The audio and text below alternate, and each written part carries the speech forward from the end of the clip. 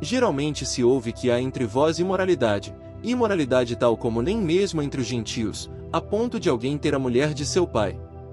Primeira carta aos Coríntios capítulo 5, versículo 1. A igreja em Corinto era rica em dons espirituais, mas enfrentava sérios problemas morais e de convivência. No capítulo 5 de sua primeira carta aos Coríntios, o apóstolo Paulo enfrenta de forma direta um grave caso de imoralidade dentro da congregação, que estava sendo tolerado e, de certa forma, até negligenciado pelos irmãos. Este capítulo é uma advertência clara e necessária à igreja de todos os tempos. Deus exige santidade de seu povo. A graça de Deus não é permissão para o pecado, mas poder para vencê-lo.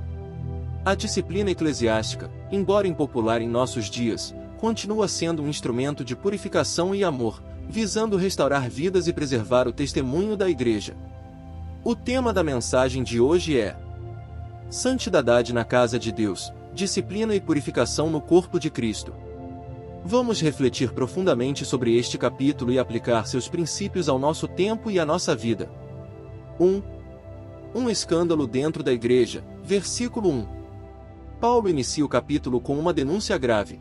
Havia um homem mantendo relações sexuais com a mulher de seu pai, provavelmente sua madrasta.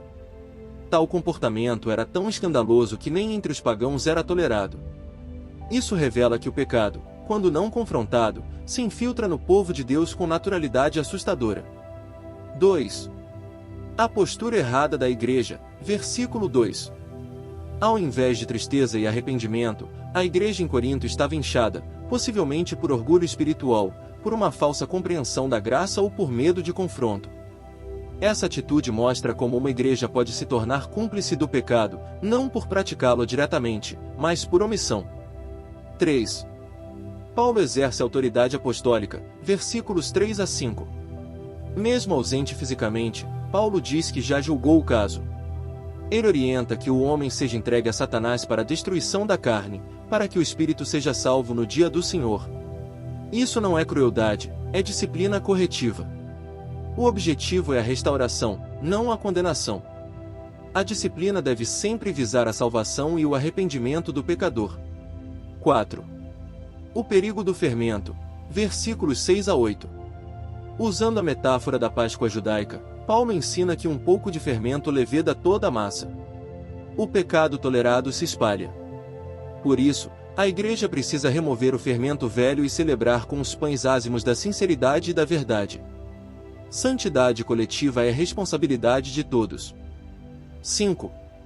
Separação dos que se dizem irmãos e vivem no pecado, versículos 9 a 13.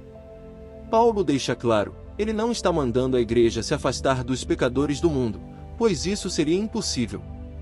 Mas aqueles que se dizem irmãos, e vivem na prática deliberada do pecado, avareza, idolatria e imoralidade sexual, devem ser exortados, e se não houver arrependimento, afastados da comunhão. Isso preserva a pureza da igreja e protege os outros membros. Aplicações práticas no dia a dia. 1. Zele pela santidade em sua vida pessoal. Não tolere pequenos pecados. Todo fermento deve ser eliminado. A santidade começa no coração, nos pensamentos e nas intenções.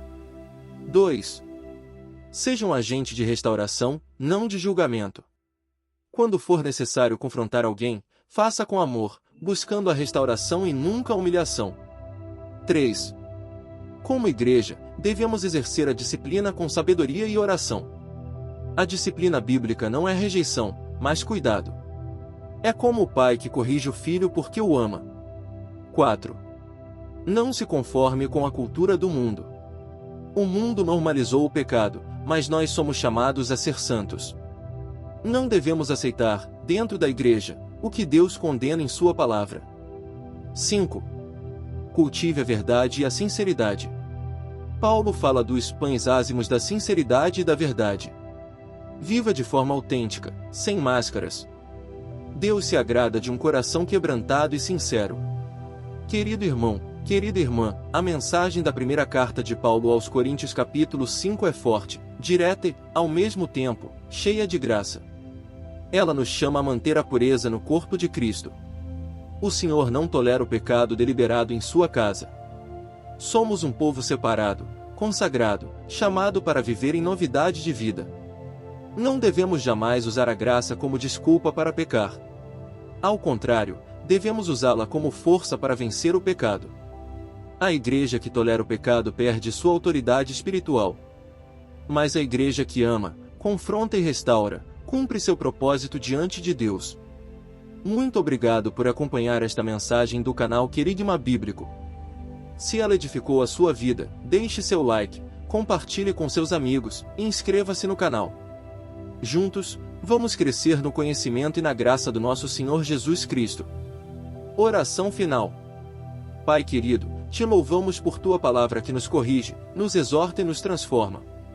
Ajuda-nos a viver em santidade, rejeitando todo o fermento do pecado. Que sejamos uma igreja pura, verdadeira, comprometida com a tua verdade. Dá-nos coragem para confrontar com amor, para restaurar com misericórdia e para andar com retidão. Senhor, visita os corações que hoje estão distantes. Restaura os que caíram.